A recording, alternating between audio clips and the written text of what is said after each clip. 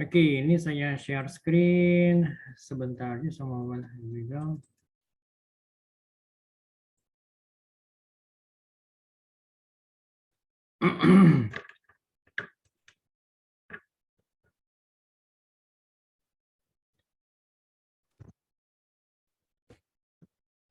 Oke,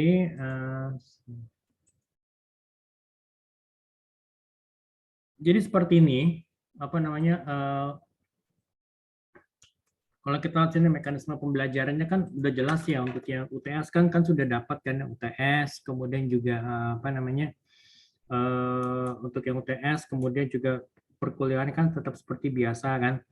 Nah, pada pertemuan 9 sampai dan ke 15, ini yang poin 7 ya. Mahasiswa itu membuat kelompok itu antara 4 sampai dengan 6 orang dalam satu kelompoknya gitu ya. Jadi melakukan tugas penelitian untuk brand equity atau ekuitas merek.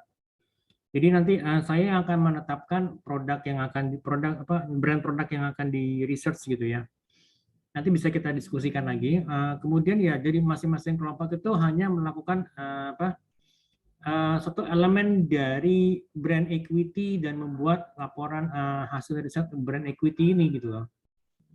Nah, jadi pengumpulan dan juga penilaian untuk apa? Untuk laporan riset ini dan juga presentasi itu nanti akan dilakukan pada pertemuan ke-14 dan 15. Emangnya agak-agak apa? Agak-agak apa? Mendadak ya, maksudnya terlalu cepat ya, karena juga ini ya apa namanya, saya juga baru dapat apa ya, saya baru ngehnya tuh sekarang gitu loh, karena kalian mesti bikin kelompok gitu ya. Tapi nggak apa, nanti bisa kita apa bisa kita diskusikan lagi ya lebih detailnya gitu. Jadi nanti dari hasil apa laporan dan juga presentasi penelitian kalian itu akan menjadi nilai UAS buat kalian gitu loh. Jadi nanti untuk yang apa, untuk yang input nilai tugas dan juga absensi dari mahasiswa dan juga nilai UAS itu akan saya lakukan. Jadi nanti akan ada schedule-nya gitu kan ya. Gitu. Oke, apa namanya, nilai akhir mahasiswa ini pasti nanti terdiri dari nilai absen, nilai tugas, gitu kan ya. Terus juga UTS kan sudah lewat, kan sudah lewatin UTS kan ya, tinggal tunggu hasilnya berapa gitu kan nilainya. Dan juga ada nilai UAS gitu ya. Nah, untuk yang absensi, tugas dan UAS itu nanti saya yang akan menginput gitu kan ya. Gitu. Oke, nah kemudian untuk sorry sebentar, untuk apa namanya, layout laporannya seperti ini. Just moment, sorry. Di belakang. Nah, jadi ya ini standar ya, halaman judul, pengesahan gitu kan ya. Kalau nanti baru sampai ke bab 1 itu pendahuluan, jadi ada latar belakang masalah, rumusan masalah, kemudian tujuan penelitian, manfaat daripada penelitian sendiri apa. Nah, kemudian untuk tinjauan pustakanya nanti, jadi ini kan ada mulai dari landasan teori, pengertian dari brand, peranan dan kegunaan dari merek itu apa, kemudian juga strategi merek, kemudian elemen-elemen dari brand equity gitu kan ya, apa-apa saja kalian sebutkan, kemudian juga peran brand equity-nya itu apa saja. Nah, baru di sini ada namanya Pak brand awareness, kemudian brand association, perceived quality, ya kan, baru dan juga brand loyalty. Nah, di sini kalian nanti pilih, nanti kan seperti saya bilang kan, jadi kalian memilih jadi kalian nggak ngerjakan semua, jadi kalian pilih mana yang kalian kerjakan gitu loh, sesuai dengan perintah di sini kan. Jadi masing-masing kelompok hanya melakukan satu elemen dari brand equity gitu loh. Jadi nggak harus semuanya, hanya satu saja. Misalkan kalian kan misalnya brandnya apa? Misalnya brandnya Aqua. Nah, kalian mau meneliti apa brand equity dari Aqua ini dari bagian mana yang akan kalian teliti gitu kan? Apakah yang ini brand awareness-nya atau brand association-nya atau brand perceived quality-nya atau brand loyalty-nya gitu kan?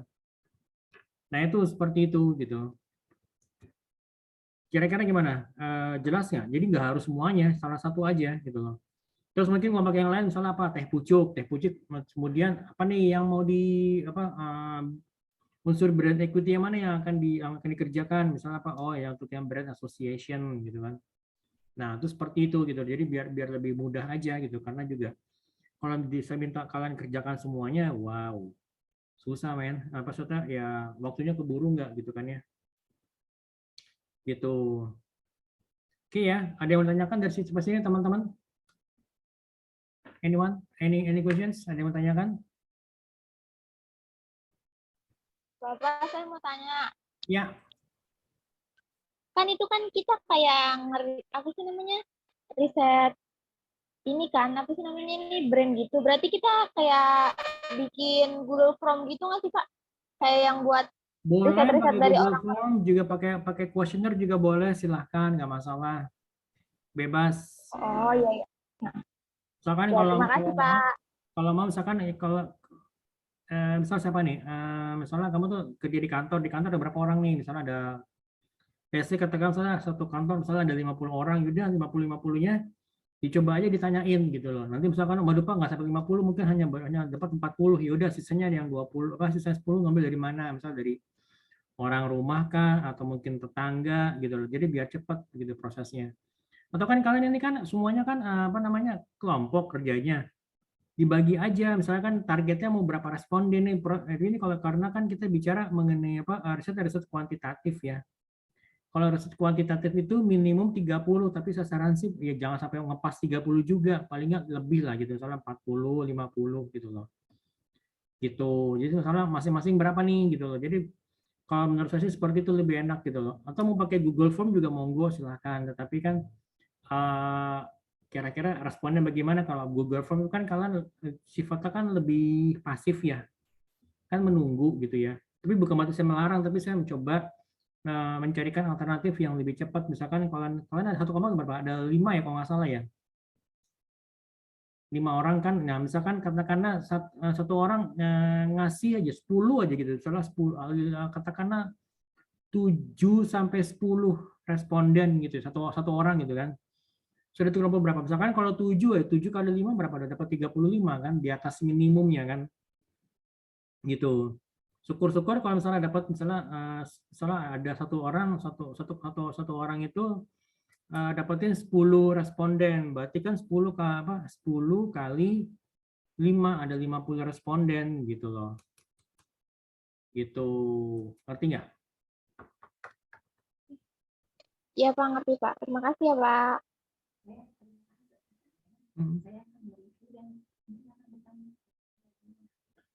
I'm going to review.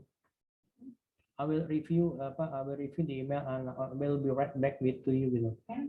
I will be right back with you. I will be right back with you. Be right back. Be right back akan kembali. Be right back. Bapak, Yes. Sorry, saya lagi ngomong. berarti nggak ada UAS ya, Pak ya? Gimana? Sorry. Nggak ada UAS ya berarti ya? Ya, UASnya itu dari presentasi kalian nilainya. Ya. Jadi sebenarnya kesempatan kalian untuk dapetin nilai 100 tuh gede gitu. Saya pengennya sih kalau nilainya minimum 90 deh gitu lah. Makanya ini sebenarnya kan ya ini kan saya open.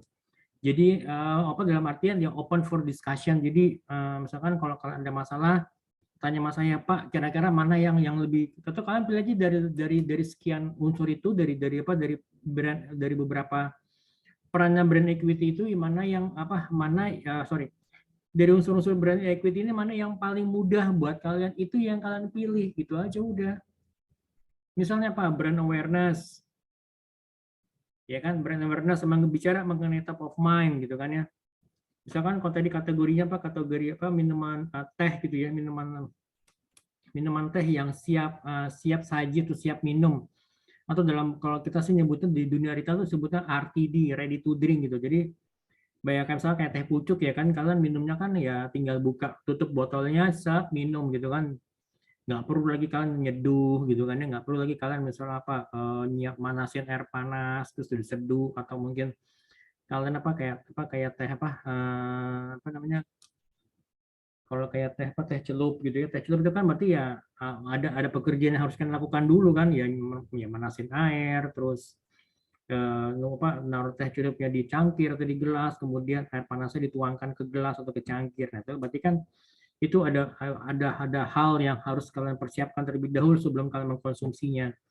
Ini berbeda dengan misalnya apa, dengan teh dengan ready to drink gitu loh. Gitu. Misalnya ready to drink misalnya apa? Kayak misalnya kayak teh pucuk, teh botol gitu, apalagi misalnya teh apa, teh sisri gitu kan ya. Atau kayak teh gelas gitu kan. Nah, itu seperti itu gitu loh. Nah, kalau misalkan kalau kategori yang lainnya misalnya apa, minuman bersoda misalnya apa, Coca-Cola, Sprite, Fanta gitu kan ya. Nah, seperti itu, atau mungkin apa, Taps gitu kan. Taps sudah jadi teh yang ada apa, campuran sodanya gitu loh. Nah, seperti itu gitu loh. Nah, iya, jelas ya teman-teman. Kalau buat saya sih santai aja. Jadi intinya kalau apa namanya, kalau marketing itu kan apa namanya, ilmunya itu kan sangat luas dan terus berkembang dinamis gitu kan ya, mengikuti kayak perkembangan zaman dan juga mengikuti apa, kemampuan dari daya beli masyarakatnya kan. Jadi contohnya misalkan seperti kayak saat ini, siapa sih yang mengira bahwa pandemi itu akan berkepanjangan gitu kan? Siapa sih bahkan juga di tahun 2019 pada saat perusahaan membuat business plan gitu ya, business plan untuk tahun 2020, apakah mereka sudah mengira pandeminya itu akan separah segini kan gitu kan? Kan enggak kan. Jadi bahkan juga semuanya pasti ya terkaget-kaget gitu kan, gitu loh. Gitu. Jadi sebenarnya intinya adalah ya udah santai aja. Kalian juga ngeliat bagaimana kondisi di luar, misalkan kira-kira apa sih nih yang kira-kira brand apa nih, misalnya kalau misalnya gimana kalau brandnya misalnya brand mie instan, misalnya apa, misalnya teh apa, suko teh siapa, Indomie gitu ya. Indomie itu misalnya apa, Indomie itu pesaingnya siapa, misalnya berarti kan ada mie sedap, ada apa, ada lagi yang baru kan lemonade, walaupun harganya lebih tinggi gitu kan ya. Apalagi misalnya ada Sarimi gitu kan, yang iklannya apa, yang iklannya ada apa, Daniel Mananta gitu kan, ya dia mengklaim bahwa Sarimi ini mie yang sehat gitu kan, misalnya mie instan yang sehat gitu. Nah, jadi seperti itu gitu loh. Jadi intinya sih intinya ya coba aja kalian diskusikan gitu. Tapi episode diskusi juga jangan terlalu lama juga. Jadi mulai gerak cepat aja gitu loh. Ini kan kalau aku coba jelasin nih, kalau misalkan kayak satu pendahuluan ini kan latar belakang masalahnya kan, kalian nanti bisa coba cari aja gitu kan, itu kan gampang nih. Ya misalnya siapa yang ngerjain bab 1, kemudian siapa lagi yang ngerjain bab 2 untuk landasan teorinya dulu aja gitu kan. Ya, kita memilih mana nih, kita memilih yang mana nih, dipasin dulu nih, mau yang mana nih, apa yang kesadaran apa, brand awareness atau brand association atau yang mana gitu loh.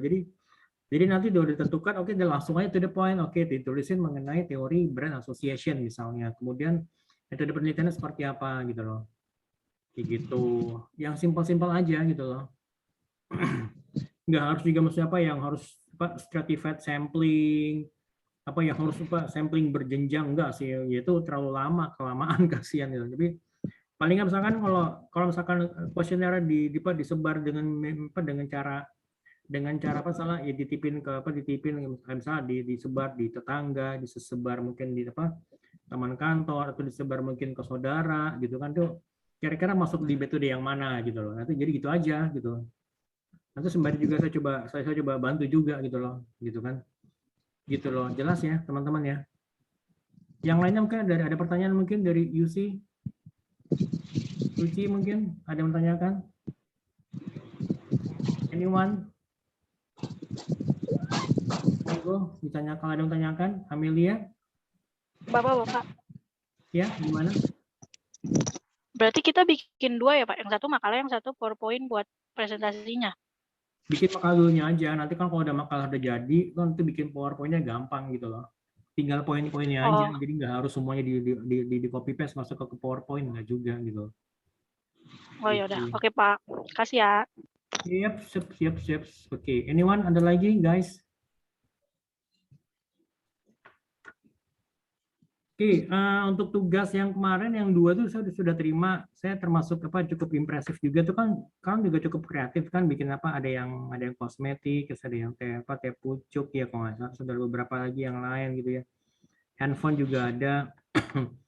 Nah jadi ya itu kan kalian cukup kreatif kan caranya, gitu loh.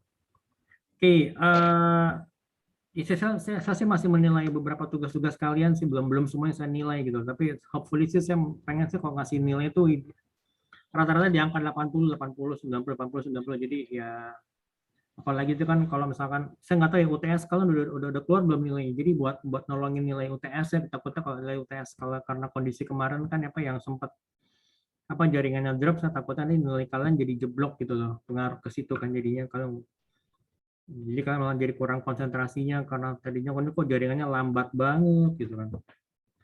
Gitu. Oke. Ada yang menanyakan teman-teman? Anyone? Anyone? Ada yang mau nanyain? Oke. Kalau enggak, ini saya mau coba share screen dulu untuk ininya ya untuk yang pertemuan kali ini. Sebentar.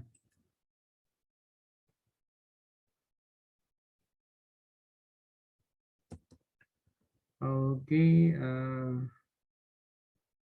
Set.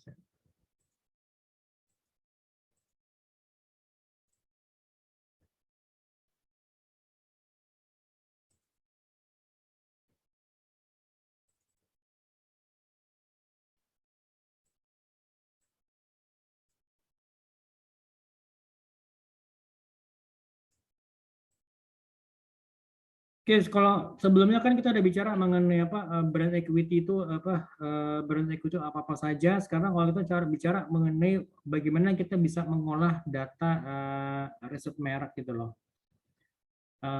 Oke, sebenarnya sih pengolahan ini sih nggak harus menggunakan SPSS. Walaupun sebenarnya saya pengen coba mengenalkan lebih jauh ya bagaimana SPSS digunakan ya. Tapi mungkin bisa lakukan di pertemuan yang akan datang ya. Oke. Here we go. Oke, pengolahan data dan juga analisis data-data research gitu ya. Oke, kita lihat di sini untuk yang brand awareness. Jadi untuk kesadaran merek ini dilakukan analisa sifatnya deskriptif terhadap keseluruhan dari responden. Jadi jawaban responden itu terhadap brand awareness yaitu mulai dari top of mind, brand recall, dan juga brand recognition itu didata dan kita lakukan tabulasi untuk kita bisa catat frekuensinya dan juga persentasenya gitu. Jadi kan ada seberapa sering muncul misalnya kalau di sini kan brand Nutrisari berapa persen sih Nutrisari ini muncul di antara misalnya berapa di antara 100 responden, ini berapa kali sih brand Nutrisari disebutkan oleh responden itu. Misalnya kalau di sini kan kalau dari tabel itu kan frekuensinya kan 35, jadi ada 35 responden yang menyebutkan Nutrisari untuk merek pertama yang mereka sebutkan gitu kan ya. Gitu.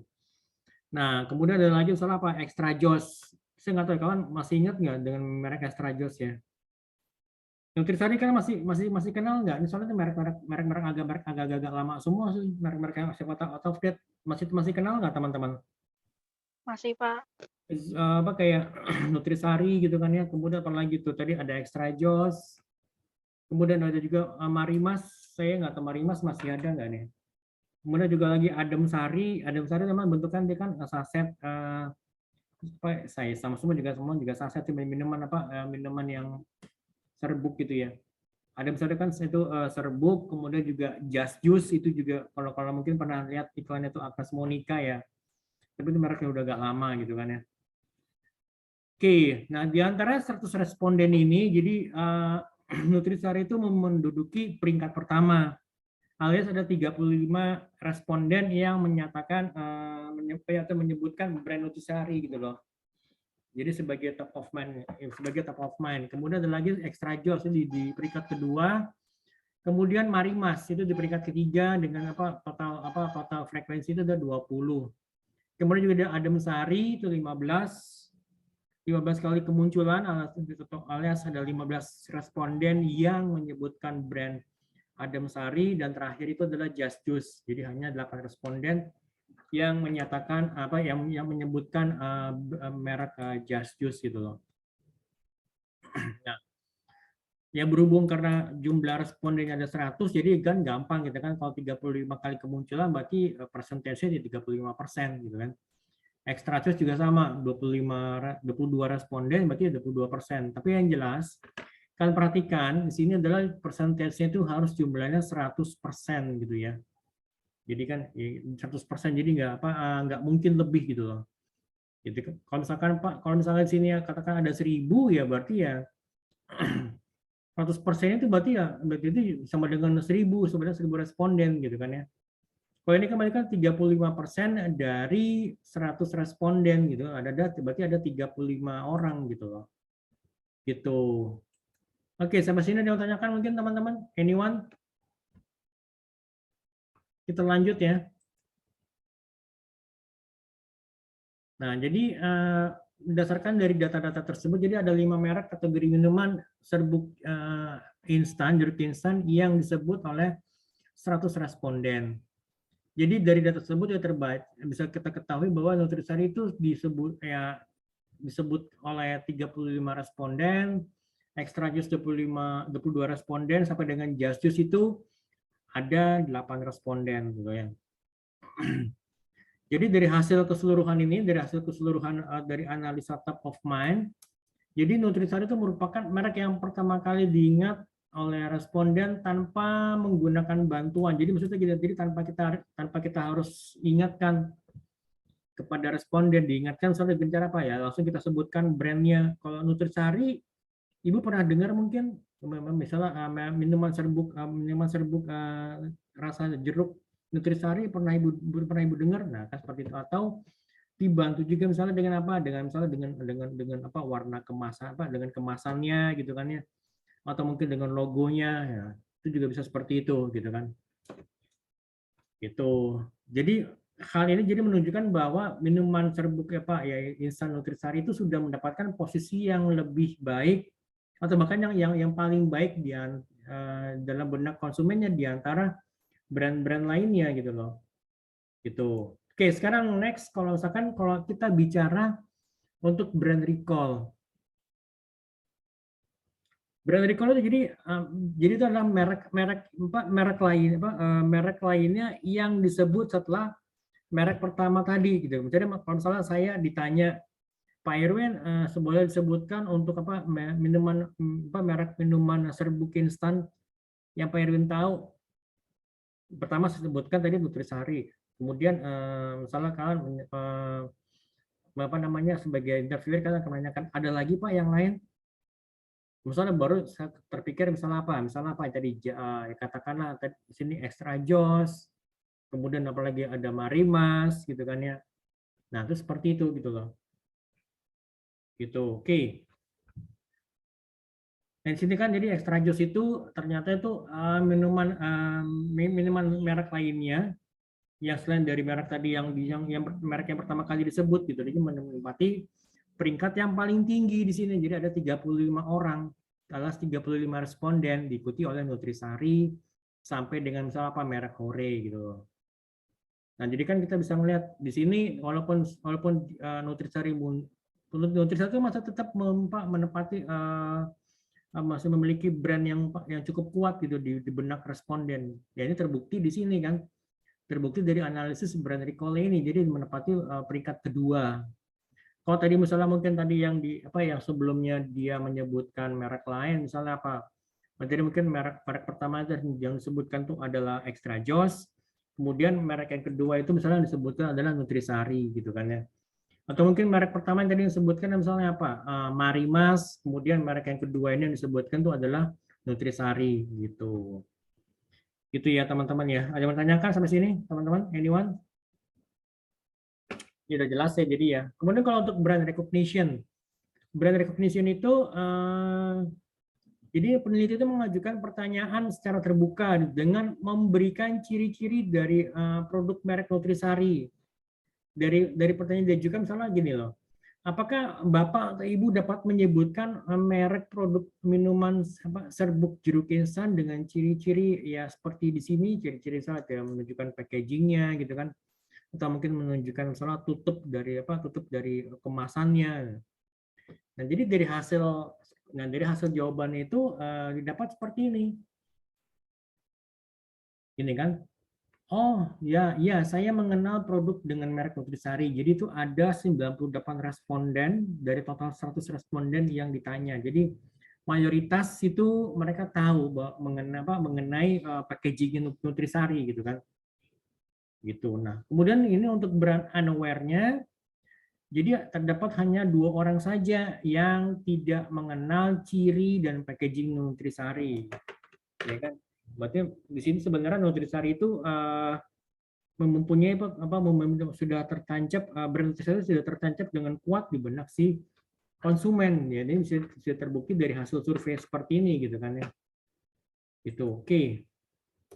Nah, kemudian kalau brand association, jadi berdasarkan dari hasil jawaban responden terhadap pertanyaan brand association seperti ini. Jadi misalnya contohnya kita mengasosiasikan brand Nutrisari misalnya dengan apa? Misalnya mengandung vitamin C, benar nggak? Ini jawaban dari responden dan kita tidak bisa membantah gitu. Jadi ini kan yang namanya asosiasi. Jadi itu kan asumsi si responden itu yang tidak bisa kita bantah atau kita mengatakan wah bapak ibu salah, nggak bisa seperti itu gitu kan. Oke, salah apa? Tadi misalnya mengandung vitamin C, kemudian juga ada rasa jeruk yang segar, kemudian mudah didapatkan di toko-toko, produknya tanpa menggunakan pengawet, citra produknya itu yang baik, jadi brand image itu baik di mata konsumen, yang tidak meninggalkan rasa pahit di tenggorokan dan juga rasa manis yang pas gitu kan ya. Nah, gitu nah ini seperti ini brand association. Sebenarnya kalau biasanya kalau dari pengalaman saya mungkin ada lagi poin nomor 8 misalnya lainnya. Jadi misalkan kalau misalkan si responden itu menyebutkan asosiasi yang lain, berarti ya interviewer ya kalian sebagai penanya ya harus wajib menaruhnya di sini gitu loh, wajib mencatatnya. Misalnya misalnya harganya terjangkau misalnya gitu kan ya. Ya nggak apa-apa, tulis aja soal harga terjangkau gitu kan ya. Gitu. Oke, jelas ya teman-teman ya.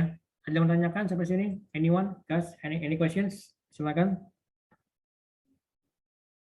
Silakan kalau bertanyakan.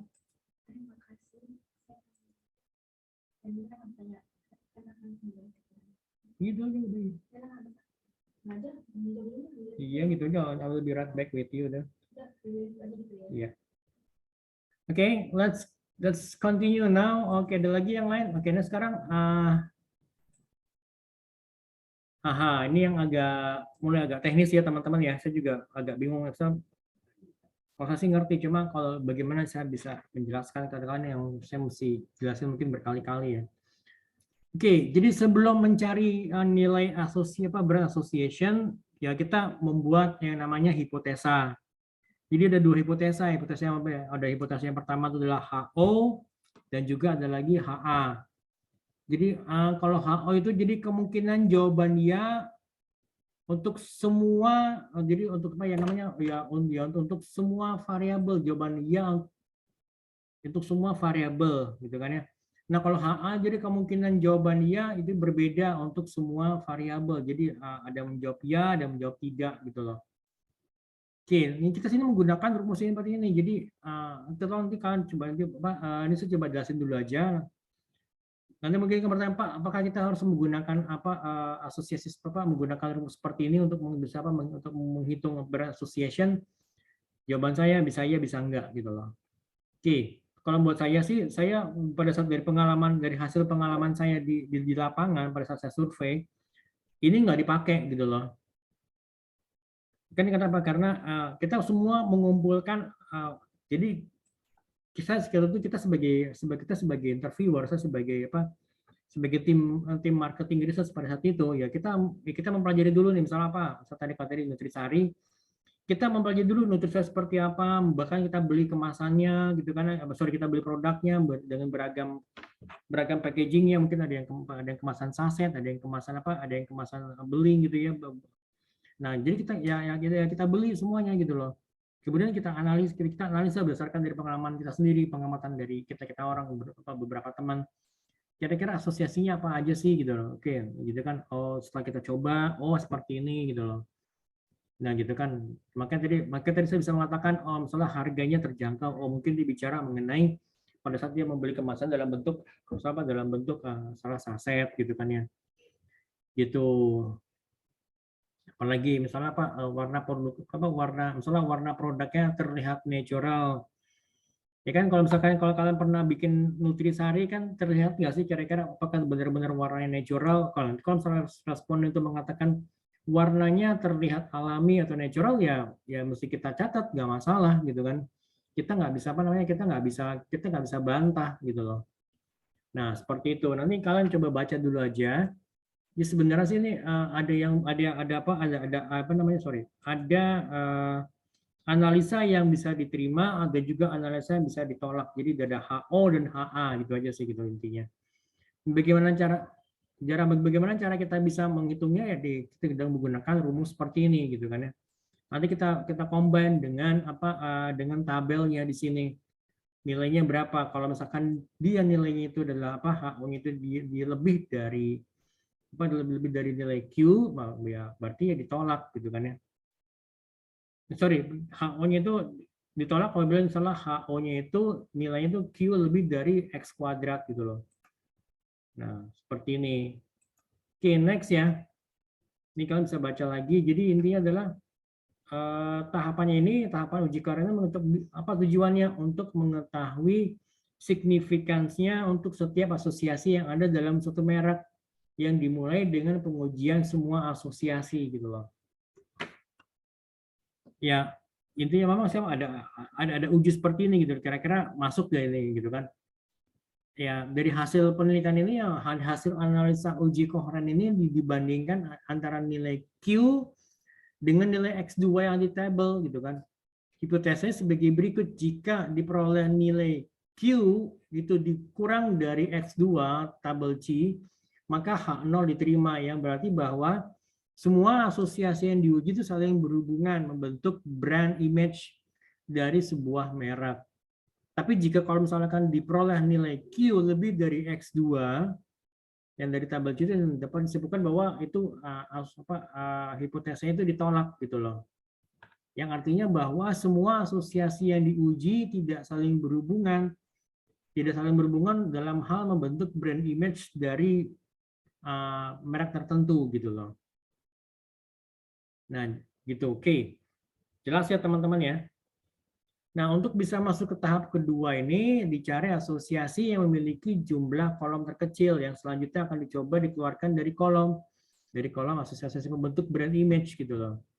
Jadi dengan demikian nilai N yang sekarang akan berkurang dengan sebesar nilai total kolom yang dikeluarkan tersebut gitu loh. Nilai Q dihitung kembali dengan mempertimbangkan kondisi yang baru tersebut. Gitu. Oke ya, ini kalian bisa baca sendiri. Oke, jadi misalkan seperti ini. Katakan misalnya seperti ini ya. Jadi misalnya setelah dilakukan uji asosiasi gitu kan ya. Setelah dikumpulkan datanya misalnya jadi asosiasinya seperti ini. Jadi ada yang mengatakan mengandung vitamin C, rasa jeruk segar, mudah didapatkan di toko, produk tanpa pengawet, citra produknya itu baik, tidak meninggalkan pahit di tenggorokan, dan rasa manis yang pas gitu loh. Gitu, oke. Lanjut. Nah, ini nanti saya kan baca sendiri gitu kan sebenarnya.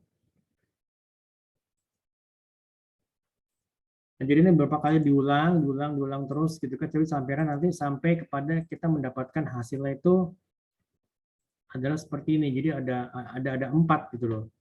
Ada 4 ya kan dari total tadi ini yang sebelumnya. Oke ya. Sampai sini ada yang tanyakan mungkin teman-teman, anyone? Mungkin kan bertanya, Pak, apakah kita harus menggunakan rumus seperti itu? Saran saya bisa iya, bisa enggak gitu loh. Dalam artian kalau dari pengalaman saya sendiri, saya tidak pernah menggunakan rumus seperti itu dalam konteks dalam konteks hasil survei yang saya laporkan ke atasan ataupun ke klien gitu. Ya jadi kan semuanya ya kalaupun juga misalkan gini pada dari hasil survei katakanlah masalah dari mengenai asosiasi ini, asosiasi ya kita kumpulkan semua. Ada nggak ya dari sekian asosiasi ini katakanlah gini. Dari sekian asosiasi ini misalkan yang di atas ini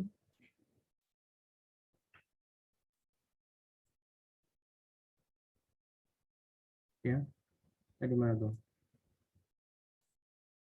Dari sekian asosiasi ini kira-kira ada nggak sih yang bisa kita gabungkan? Misalnya gabungkan dalam artian gini.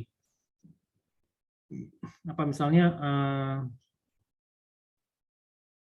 Sinsel nggak bisa digabungkan. Misalkan kalau kita bicara mengenai rasa, ini kan manis apa sebaliknya bicara mengenai rasa. Ini rasa apanya nih, Pak? Rasa manis yang apa? Rasa dari apa? Misalnya dari rasa jeruknya kah, atau dari rasa apa? Dari rasa minumannya gitu loh. Kan ada bilang ada sini kan bilang rasa jeruknya segar gitu kan ya. Atau mungkin bisa juga nanti rasa jeruk yang segar, kemudian juga kita combine jawabannya dengan misalnya rasanya yang sudah pas, rasa manis sudah pas, bisa seperti itu gitu loh.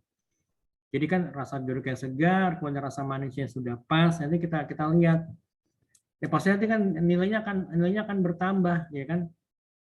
Misalnya tadi seperti ini nih kan, kalau kita lihat berarti apa nih? Rasa jeruknya segar dengan rasa manis yang pas, berarti kan nilai 50 ditambah 38, berarti nilainya adalah 88. Jadi berarti asosiasi yang paling kuat adalah asosiasi mengenai rasa sebenarnya kan ya, baik itu dari rasa jeruknya, rasa manisnya sudah pas gitu kan ya. Gitu. Jadi sebenarnya bisa nanti kita urutkan lagi, bisa kita sort lagi gitu kan. Ya, kita bisa sort kita dari nilai yang paling tinggi sampai nilai yang paling rendah gitu kan. Nah, seperti itu juga bisa gitu loh. Oke. Teman-teman ada yang bertanyakan mungkin? Any questions? Ada teman-teman ada yang tanyakan, silakan. Pusing ya? Pusing ya teman-teman ya? Saya juga pusing sama. Gitu, tapi nggak apa-apa. Nanti kalau ada yang mau menggunakan brand asosiasi juga bisa, nggak masalah gitu loh. Kalau tadi bisa saya bantu juga gitu. Oke, kita break dulu aja. Kita break dulu sampai jam berapa nih? Sampai jam break sekitar 10 menit ya. Nanti kita akan kembali lagi itu jam 8.30 gitu teman-teman ya. Oke. Oke ya, I'll see you around and don't go too far. Yeah. Okay, it's recording now. Here we go. Oke, saya share screen dulu.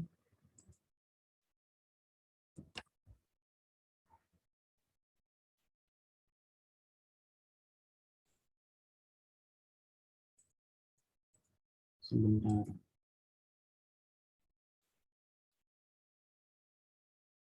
Oh sorry bukan ini. Not this one. Oke, saya ganti sebentar, saya ganti.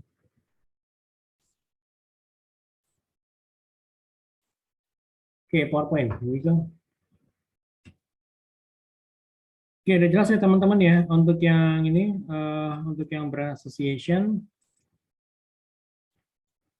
Oke, kemudian kita lanjut ke next itu adalah perceived quality. Jadi perceived itu jadi kesan untuk kualitas dari produknya itu gitu.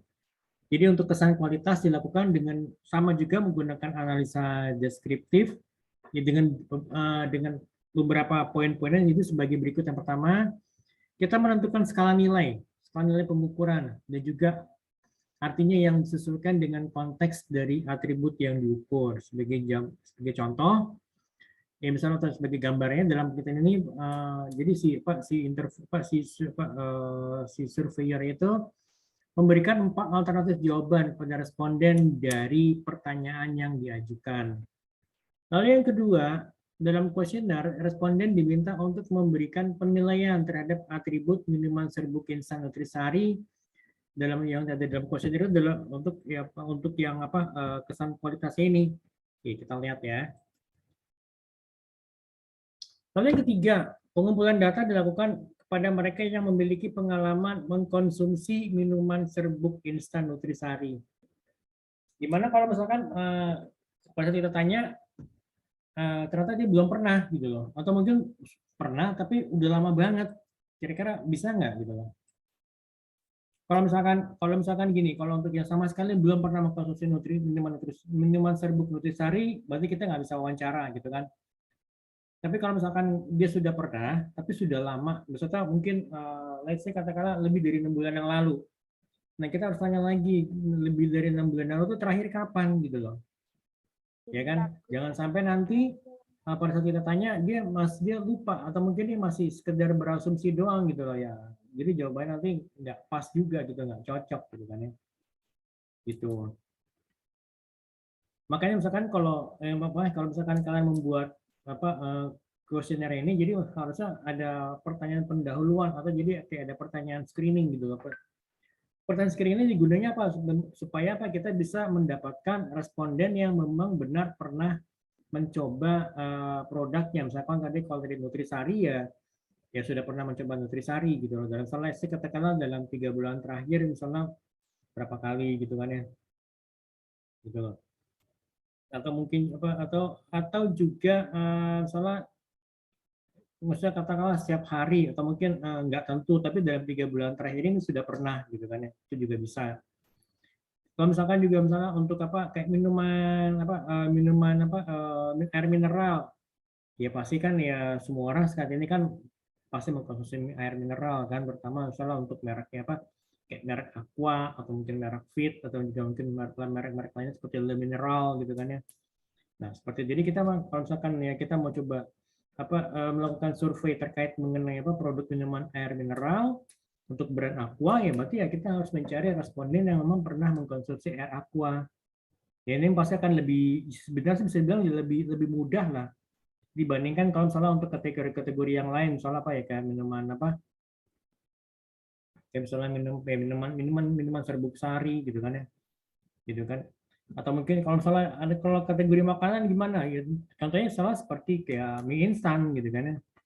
Ya semua orang pasti sekarang pasti pernah mengkonsumsi mie instan kan. Tinggal kita lihat nih mereknya apa. Kalau kita misalnya mencari mereka responden yang kita topiknya mengenai mengenai brand Indomie ya, berarti kita mencari konsumen yang pernah mengkonsumsi Indomie dalam saya katakan mungkin dalam sebulan terakhir, atau mungkin dalam 3 bulan terakhir juga bisa. Tapi Pak, gimana kalau dia juga ternyata selain dari mengkonsumsi Indomie, dia juga misalnya mengkonsumsi Sarimi, ya nggak masalah, nggak apa-apa, ya kan? Pak, dia pernah dalam 3 bulan terakhir dia mengkonsumsi Indomie, tapi dia lebih seringnya misalnya mengkonsumsi mie sedap, ya nggak apa-apa juga, gitu kan? Gitu, oke ya. Jadi udah jelas.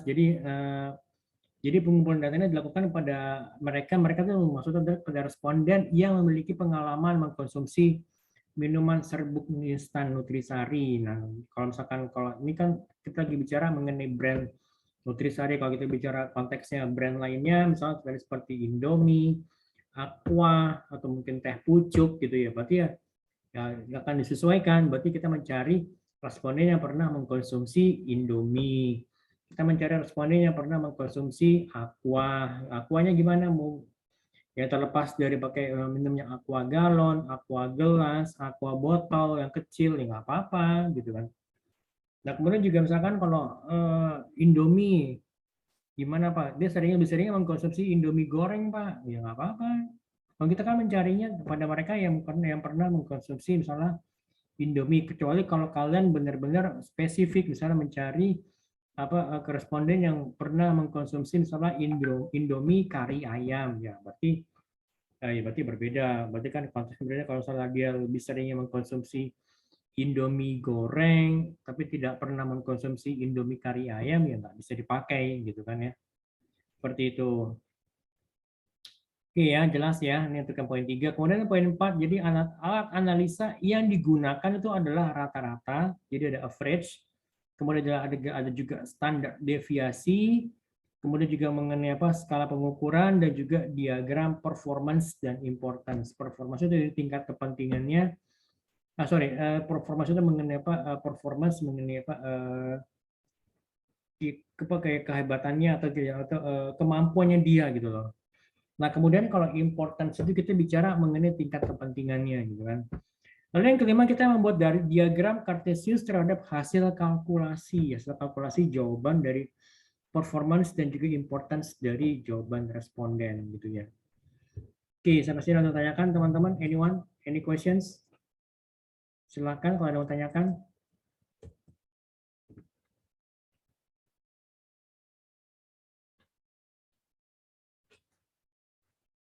Kalau enggak, oke kita lanjut ya teman-teman ya. Oke, ini ada skalanya dari 1 sampai 4. Ini yang kita sebut dengan skala apa? Skala Likert atau Likert scale. Di mana tuh 1 itu sama dengan sangat tidak penting. Lalu yang kedua itu tidak penting, yang ketiga itu penting, yang keempat itu sangat penting gitu ya. Itu untuk importance. Kemudian juga untuk performance itu juga 1 itu sangat tidak memuaskan gitu kan ya.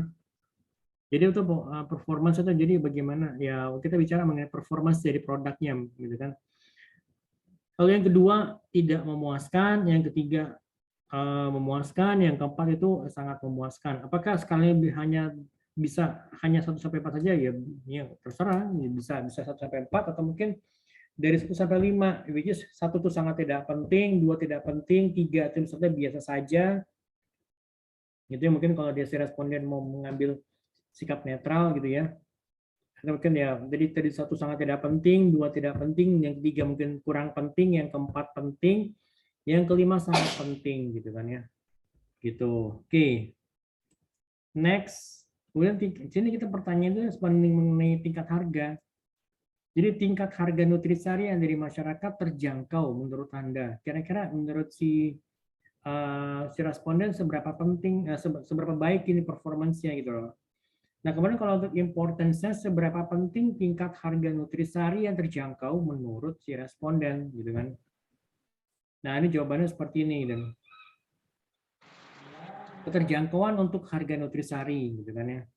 Ada yang bilang apa ya, dari sangat tidak memuaskan, ada 5 orang, 5 responden, tidak memuaskan 12 orang, memuaskan itu 50 orang, dan sangat memuaskan itu 33 orang. Jadi sebenarnya performanya masih bagus tuh, jadi sekitar 83% itu yang mengatakan performanya itu memuaskan dan sangat memuaskan gitu kan. Jadi kan kita baca seperti itu gitu loh. Nah, ini terbukti dari sini dapat dari standar deviasinya kan ada 0,8 kan. Gitu. Oke, cara gimana? Nah, ini kita lihat sendiri. Misalnya dari sini kan rata-rata itu adalah 311. 311 dari mana? Ini kan dari FX ini. 311 dibagi 100, berarti ini 3,11.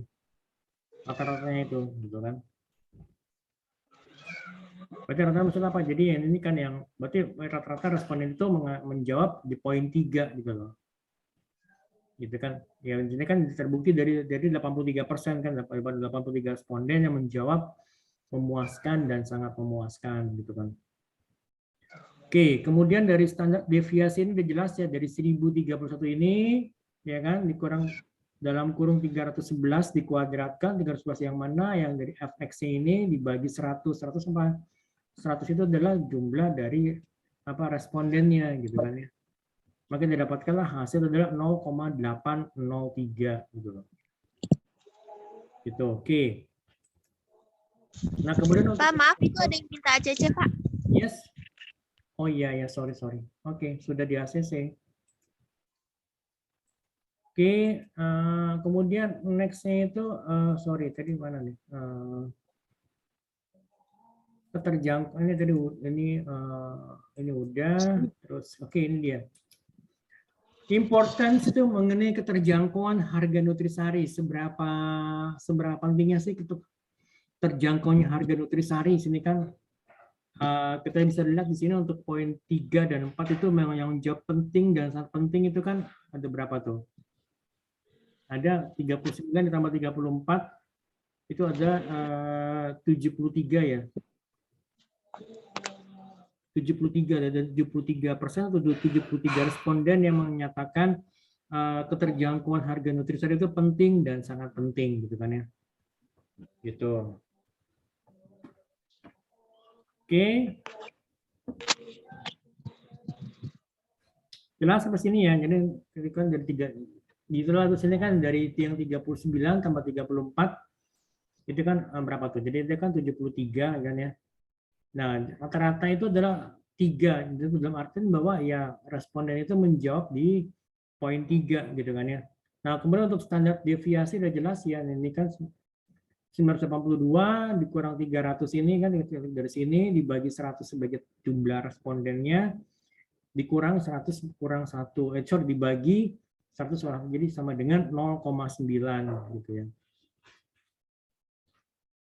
Oke, kemudian untuk pertanyaan tingkat kealamian rasa sebagai contoh seberapa alaminya untuk rasanya itu kan.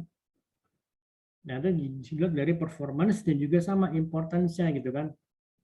Nah, hasilnya seperti ini gitu kan, untuk performance semua juga ada ini important seperti ini. Jadi kita lihat misalnya kayak tadi tingkat kealamian itu berarti ini kan ini juga cukup banyak, jadi lebih kepada hampir ya mayoritas mengatakan tingkat kealamian itu sangat memuaskan dan juga sangat memuaskan gitu. Oke, next. Sama semua cara rumusnya, jadi nanti kan bisa coba cek lagi. Kemudian juga bicara mengenai kandungan gizi selain dari vitamin C-nya, bagaimana untuk performance-nya dan juga untuk importance-nya. Kemudian bisa dilihat di sini gitu kan ya. Kandungan gizinya itu ternyata selain dari vitamin C itu pada dasarnya masyarakat responden menyatakan tidak memuaskan. Makanya di sini ya rata-ratanya rendah 2,3 kan. Karena apa? Karena ya cukup ya ini kebalik, jadi ada 67 responden yang mengatakan tidak memuaskan dan sangat tidak memuaskan untuk kandungan gizi pada nutrisari yang selain dari vitamin C gitu kan ya.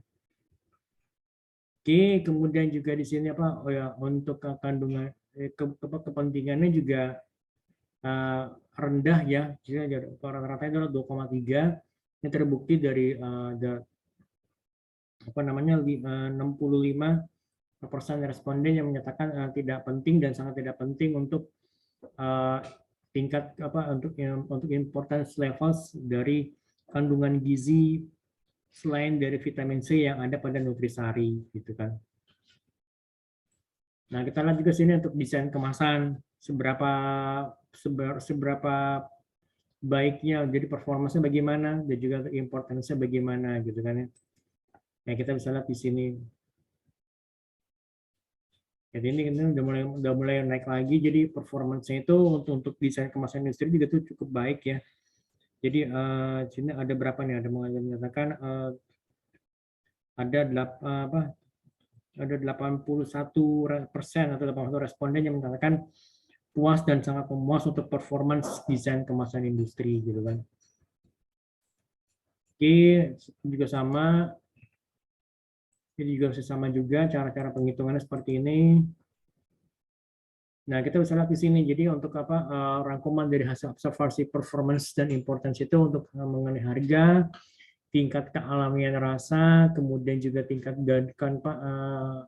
kandungan zat gizi selain daripada vitamin C, desain kemasannya bagaimana, dan juga apa mutunya kita bisa lihat ya. Untuk baik untuk performance dan juga importance-nya. Jadi rata-ratanya itu bisa yang rata-ratanya itu ya beda-beda tipis antara untuk performance juga dan importance gitu loh. Nah, untuk diagram Cartesius seperti ini gitu kan ya.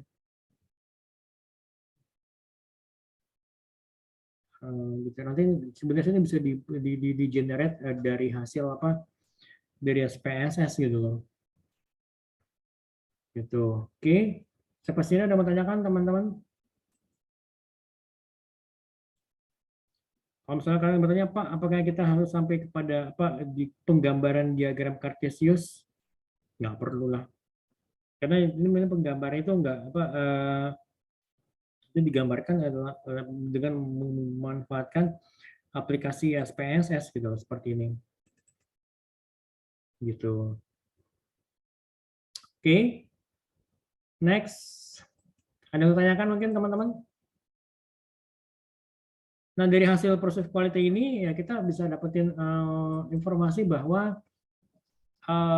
perceived quality untuk minuman serbuk instan nutrisari ini ya Dengan metode performance importance ini ya secara individu ya mengenai harga, mengenai indikator, tingkat kealamian, kandungan gizi dari vitamin C dan mutu, ya bisa dibilang sudah dinilai antara baik dan baik sekali karena tingkat performance-nya lebih tinggi nilainya dibandingkan tingkat importance-nya, gitu kan. Seperti kita lihat di table sini kan seperti ini kan, gitu loh. Dan ada beberapa poin-poin yang memang dia lebih tinggi gitu kan ya. Oke, kemudian jadi hal ini menunjukkan bahwa proses kualitas harapan responden terhadap minuman serbuk instan nutrisari itu sudah melebihi tingkat kepentingan atribut itu sendiri, tetapi untuk desain kemasan pada minuman serbuk pada serbuk instan nutrisari ini ya dinilai jelek karena tingkat performance itu lebih rendah dari tingkat importance-nya. Jadi hal ini menunjukkan bahwa persif kualitas responden terhadap desain kemasan minuman serbuk instan nutrisari ini belum memenuhi tingkat kepentingan atribut kepuasan konsumen. Gitu kan ya. Oke.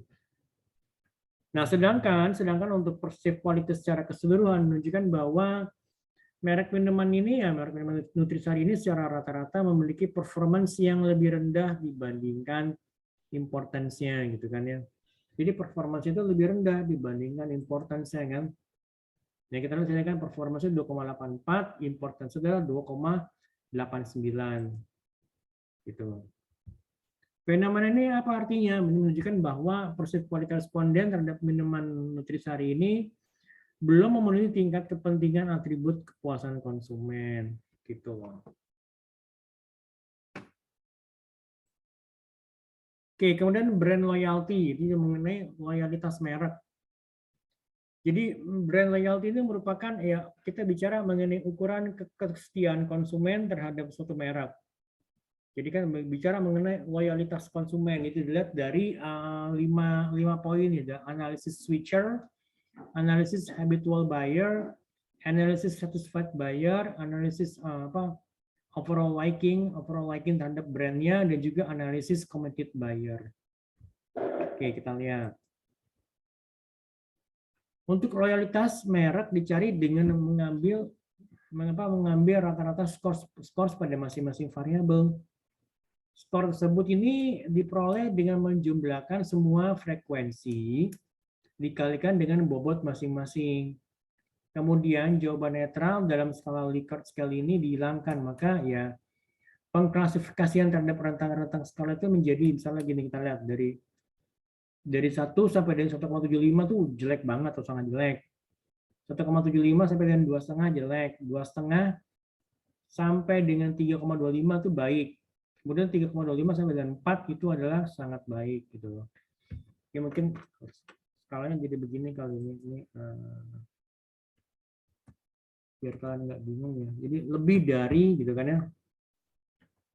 Kalau ini kan 1 sampai dengan 1,75 kan. Berarti kalau nanti kan kalian berpikir, Pak, kalau misalkan nilainya dia 1,75 bagaimana, Pak? Masuk di sangat jelek atau jangan jelek gitu kan? Kalian mungkin bingung kan? Makanya saya tentunya misalnya oke, kalau misalkan nilai dia 1,75 berarti masuk pada sangat jelek. Tapi kalau 1,78 atau 1,76 itu berarti masuk kepada kategori jelek gitu loh. Oke, kemudian juga sama ini. Ini berarti kan gini kan. 2,5. Ya kan? Mungkin kalian berpikir, Pak, kalau misalkan nilai 2,5 itu masuk di mana, di jelek atau baik? Nah, makanya kita bikin aja batasnya kan. Oke, kalau 2,5 itu masih masuk kategori jelek, tapi kalau di atas 2,5, misalnya 2,51 gitu loh. 2,53 itu masuk pada kategori baik gitu kan. Nah, seperti ini gitu. Oke, ini pertanyaannya. Seberapa seringkah Anda berpindah merek? Oh, sama misalnya kalau untuk pakai nutrisari misalnya jarang gitu kan ya. Sebenarnya kalau mau juga lebih enak, mungkin kita batasi misalnya dalam 3 bulan terakhir ini seberapa sering misalnya Bapak atau Ibu tuh berpindah menggunakan misalnya brand yang lainnya gitu kan. Kok 3 bulan terakhir kira-kira gimana, pernah nggak gitu loh.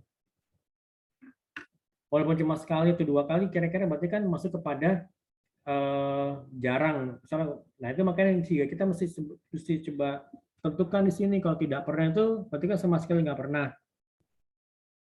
Nah kalau jarang itu bagaimana? Bagaimana definisinya? Misalkan mungkin 1 sampai dengan 2 kali, 1 sampai 2 kali dalam 3 bulan terakhir. Nah kalau sering ini bagaimana? Seringnya mungkin lebih dari 3 kali atau mungkin lebih dari 5 kali dalam 3 bulan terakhir gitu kan?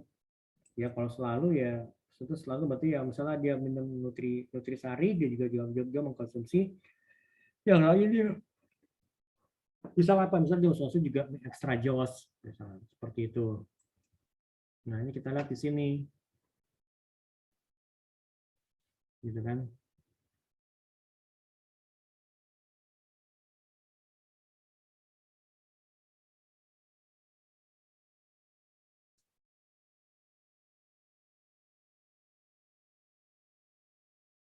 Jadi sini kan lebih kepada jarang kan, jadi responden itu jarang, ya, mayoritas ya cukup, mayoritas saya bilang mayoritas jarang dan juga tidak pernah beralih ke brand lainnya dalam 3 bulan terakhir gitu kan ya. Oke, kemudian di sini pertanyaannya, apakah Anda sepakat bahwa Anda membeli minuman nutrisari ini hanya karena kebiasaan? Soalnya sama dari 1 sampai 4. Oke, kita lihat. Ya kan, 1 itu sangat seberapa banyak gitu kan. Nah, kemudian juga seperti ini. Jadi pertanyaan yang tadi adalah seberapa puas, apakah Anda merasa puas dalam menggunakan atau mengkonsumsi minuman nutrisari dalam kehidupan Anda sehari-hari? Ya kan jawabannya dari 1 sampai 4, 1 sangat tidak puas, 2 tidak puas, 3 puas, sampai dengan 4 sangat puas. Nah, hasilnya seperti ini kan, jadi rata-rata itu menjawab puas gitu kan ya. Mayoritas menjawab itu kan berarti puas dan juga sangat puas. Gitu. Apakah Bapak Ibu benar-benar menyukai minuman nutrisari gitu kan? Ya, kita lihat jawabannya. Berarti kan 86% itu yang menyatakan suka dan sangat suka terhadap brand nutrisari gitu kan ya.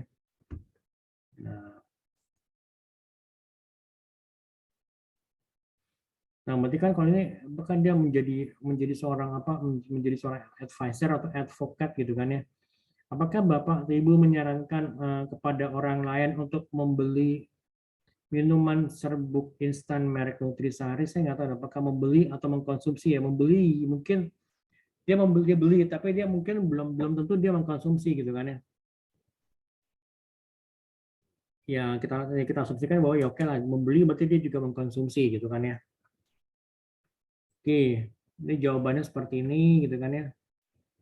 Nah sekarang kita compile gitu kan piramida loyalitas merek gitu kan ya.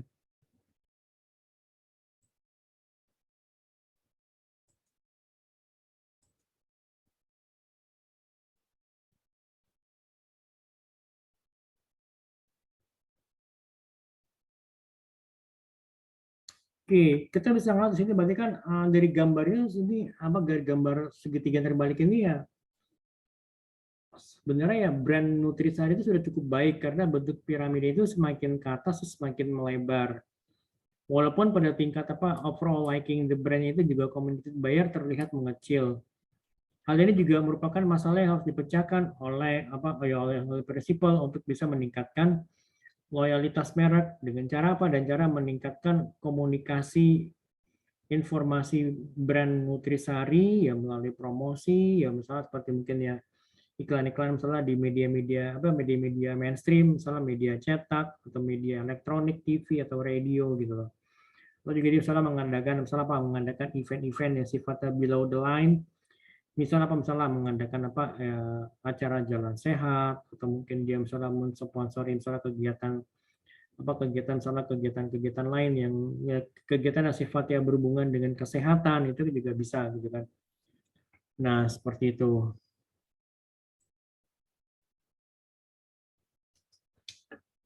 Jadi ya dari hasil perhitungan di sini ya analisis brand awareness dapat diketahui bahwa responden memberikan penilaian yang sangat baik terhadap minuman nutrisari. Dapat dibuktikan bahwa ya nutrisari itu menepati top of mind gitu kan. Oke, beberapa kesimpulan ya, saya bacakan beberapa aja. Kemudian juga misalnya dari perceived quality, jadi perceived quality yang dijadikan pertimbangan masyarakat untuk memilih mengkonsumsi minuman nutrisari, mulai dari harga, tingkat kealamiannya, kemudian kandungan gizinya, dan juga mutu. Jadi semua aspek tersebut dianggap penting bagi masyarakat. Jadi sebelum mereka mengambil keputusan pembelian dan mengkonsumsi minuman brand nutrisari ini. Nah, jadi kalau untuk brand loyalty dapat diketahui bahwa sebenarnya minuman nutrisari ini mempunyai konsumen yang paling banyak pada tingkat satisfied buyer, yaitu 93 responden. Jadi 93% itu menjawab puas dan sangat puas dalam menggunakan brand nutrisari gitu loh. Kemudian untuk urutan kedua itu pada overall likingnya itu ada 86% yang menjawab suka dan sangat suka. Urutan ketiga itu committed buyer, jadi yang menjawab sering dan juga selalu menyarankan kepada orang lain untuk mengkonsumsi nutrisari. Kemudian urutan keempat itu habitual buyer. Jadi ada 55% yang menjawab setuju dan sangat setuju untuk membeli minuman nutrisari itu ya karena kebiasaan, sudah terbiasa gitu kan. Dan ini yang terakhir ini didominasi oleh 36 responden yang menjawab sering dan selalu berpindah merek karena ya faktor harga. Jadi ini di sini ya kita balik ininya loyalitas. Jadi mengenai tadi kita urutkan faktor-faktornya dari yang paling besar sampai angkanya persentase yang paling besar sampai kepada persentase yang paling kecil gitu loh. Gitu. Oke, sampai di sini ada pertanyaan mungkin teman-teman. Any questions mengenai kelompok mungkin? Silakan.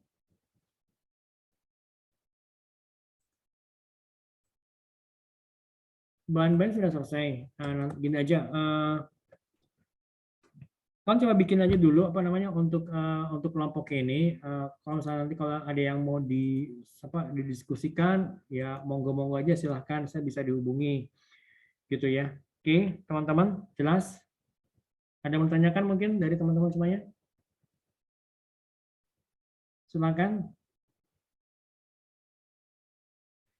Kalau nggak ada, oke, kita akhiri sampai di sini aja ya teman-teman ya. Terima kasih banyak semuanya. Tetap jaga kesehatan, tetap semangat ya. Assalamualaikum warahmatullahi wabarakatuh. Waalaikumsalam warahmatullahi wabarakatuh. Waalaikumsalam. Makasih Pak. Sama-sama. Thank you.